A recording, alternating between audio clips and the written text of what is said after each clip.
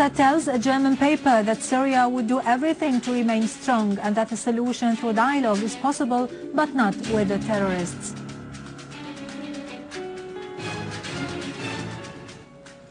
Lavrov asserts in a joint press conference with his American counterpart that terrorism and extremism would be combated in Syria, and Kerry asserts that the military scenario to solve the crisis in Syria is unacceptable.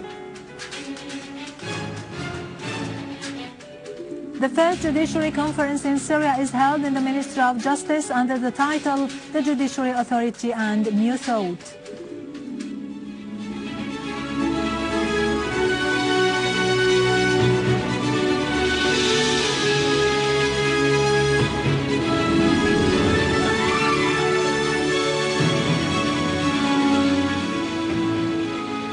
Good afternoon, ladies and gentlemen, and welcome to our news for today. President Bashar al-Assad asserted that Syria would do everything to remain strong and that all the political decisions taken by the West during the past 10 years only supported this rule and this attitude. In an interview with the German paper Der Spiegel, the president said that those who believed that they were isolating Syria in fact isolated themselves from the truth. The solution through dialogue was still possible, but not with the armed terrorists. The president asserted that the army and the people in Syria continue to stand together. We have no other option than believing in our victory and saving our country. The president said that the West today is supporting Al-Qaeda terrorists from 80 countries. The president said the West understands reality very, very slowly, yet the West prefers to believe Al-Qaeda rather than the government. The president said there were contacts with some institutions in Germany through channels that did not exist in the past. He pointed out that Germany and Austria had the more objective vision. This could contribute to the preservation of Europe's interests. The president said Syria was ready to receive German delegations to discuss real contacts that could be their starting points in their work. The president wondered how the interests of the West could be served while Al-Qaeda continued to disrupt things in its backyard. After more than 2 years, the West should reconsider its policy and ask itself what it could gain from supporting the spread of chaos in Syria. The president said that the leaders of the opposition abroad are enjoying their stay in 5-star hotels and obeying the orders of those financing them. However, they have no base here in Syria. The president pointed out that many armed opposition members have withdrawn and returned home to fight side by side with the Syrian army. The solution is possible, but not with the armed terrorists. The president asserted that more than 100,000 displaced Syrians have returned home safely after receiving guarantees that the government would protect them. The president wondered who the opposition groups represent. Are they talking about themselves or about the people of Syria or about the state supporting them, like the US, Britain, France, Saudi Arabia or Qatar? When they claim that they represent the Syrian people, they should show this through the ballot box. The president said that the destiny of the president would be determined by the Syrian people because this country does not belong to the president alone, but to all the Syrian citizens. The president said that the American president has no right to issue judgments about Syria or to dictate to the Syrians whom they should elect as president. He asserted that the pain inflicted on the Syrian people comes from the explosives and booby-trapped cars brought to our country by the terrorist gangs. The president said that the government responded to the demand of demonstrators. Although their protests were not peaceful, there were victims among the soldiers and the police from the early beginning, yet the special committee amended the constitution in response to the demands of demonstrators. However, the country had to confront terrorism and to defend our people. The president described the UN Security Council resolution about chemical weapons in Syria as a good resolution that did not violate our interests. He pointed out that Russia would support Syria in the various fields because it is committed to the contracts signed between the two countries. This does not include the systems of air defense only, but includes other types of weapons. The Russians are Syria's real friends. They understand events better than the West. They are more independent than the Europeans who rely on the US. The president asserted that Syria has every right to obtain weapons to defend itself. Syria does not occupy anybody's land. He wondered why the world community does not object to Israel obtaining all kinds of weapons. The attitude of the West is not objective, but it represents double standards. That is why we do not trust the West. The president asserted that Syria believes that this region needs peace and stability. Russian Foreign Minister Sergei Lavrov stressed that his country and the United States will exert all efforts to help combating terrorism and extremism in Syria, noting that the Syrian government cooperates with the international experts specialized in dismantling chemical weapons. Following his meeting with his U.S. counterpart Kerry on the sidelines of the Asia-Pacific Economic Cooperation Summit in Indonesia, both Lavrov and Kerry confirmed determination to do everything to help combating terrorism and extremism in Syria.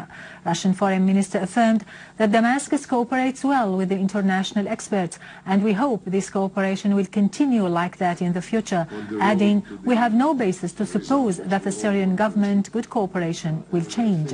Lavrov asserted that there are enough bases to suspect that the extremist groups might foil the process, expressing hope that all parties, including the neighboring countries, will carry out the UN Security Council's demands and not to allow the chemical weapons reach non-governmental players and not to use their land to commit any terrorist acts.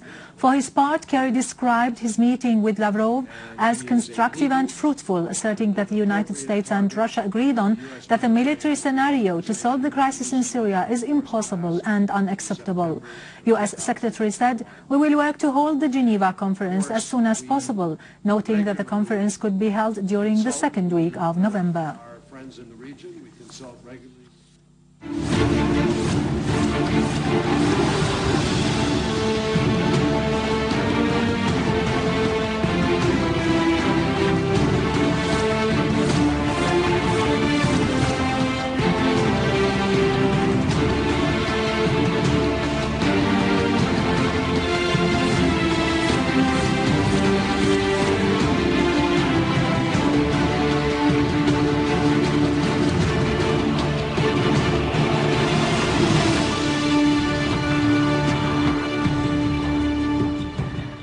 Welcome back. Units of the Syrian Arab Army defeated large numbers of terrorists and destroyed their weapons and equipment in the countrysides of Damascus, Aleppo, Daraa and Idlib. The terrorists belong to the so-called Jabhat al-Nusra and Ahrar al-Sham. Most of them carry the nationalities of Iraq, Libya, Tunisia and Nigeria. In the Damascus countryside, the Syrian Arab Army killed and wounded many armed terrorists and destroyed their hideouts through qualitative and concentrated operations in Al-Qabun, Barze, Jobar, Zamalka, Douma and other towns nearby. In Aleppo, the army carried out operations that destroyed terrorist hideouts in several places. The army also foiled a terrorist attempt to infiltrate into the Carlton hotels in Old Aleppo.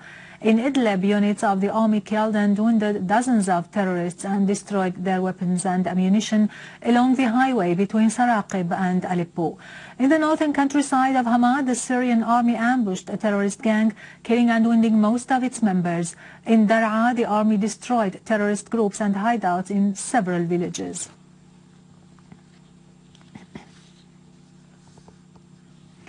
In the Ministry of Justice in Damascus, the first judicial conference began its work under the title The Judiciary Authority and New Thought. The conference will discuss the measures and mechanisms taken for future development and the plans of reform and the relation between lawyers and the judicial authority. A delegation of the national opposition in Syria expressed support for Geneva II conference to reach political solution during a meeting on Sunday with Mukhtar Lamani, director of the Office of the UN's Envoy to Syria, Lakhdar al-Ibrahimi, in Damascus. In a statement to the journalists after the meeting, leader of the National Democratic Bloc, Secretary General of the Solidarity Party, Muhammad Abu Qasim, affirmed the support of the national opposition forces to holding the International Geneva II Conference set to be held in mid-November to be a starting point to launch the political solution in Syria. For her part, Secretary General of the National Youth for Justice and Development Party, Berwin Ibrahim, pointed out that the meeting also touched upon the deteriorating humanitarian situation in the areas under the control of the gunmen. She highlighted that the national opposition has drawn out a roadmap to get out of the crisis, which was developed into a form of a plan for the solution, adding that this plan will be put forth at the Geneva II conference by the representatives of the national opposition. Russian President Vladimir Putin lit the Olympic torch of Sochi 2014, declaring the start of the Olympics from the Red Square in central Moscow, which will be carried across Russia to reach Sochi next February. Russia Today website reported Putin as saying in a statement on this occasion that the Olympic fire is the icon of the Games and the sample of peace and friendship that will be carried across our country. Putin stressed that this rally is very important because the torch will pass all regions of Russia and the whole world will see Russia as it is and as we love it. With this, we end our news for today. Thank you for watching. For more details about Syria and the region and to view this bulletin again, you can always visit our site in English, syriaonline.sy. Now to latest business and market news with Vani Gunjan, but after a short break.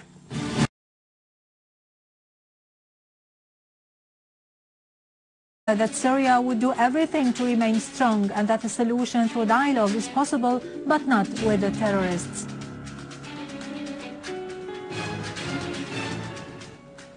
Lavrov asserts in a joint press conference with his American counterpart that Minister of Justice under the title The Judiciary Authority and New Thought.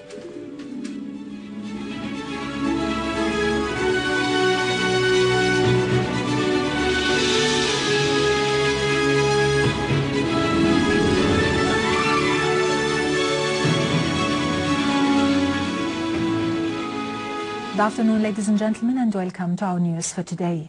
President Bashar al-Assad asserted that Syria would do everything to remain strong and that all the political decisions